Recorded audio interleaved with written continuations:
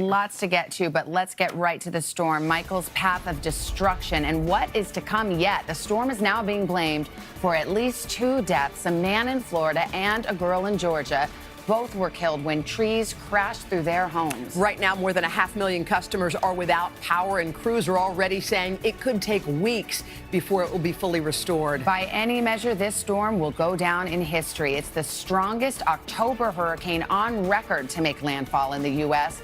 and the 3rd most powerful ever to strike the U.S. mainland. We have complete coverage across the hard-hit areas, and we will talk to the man leading the government's response to this storm. But first, let's start with what Michael is doing right now. NBC's Kristen Dahlgren is in Hilton Head, South Carolina. Kristen, how's it looking?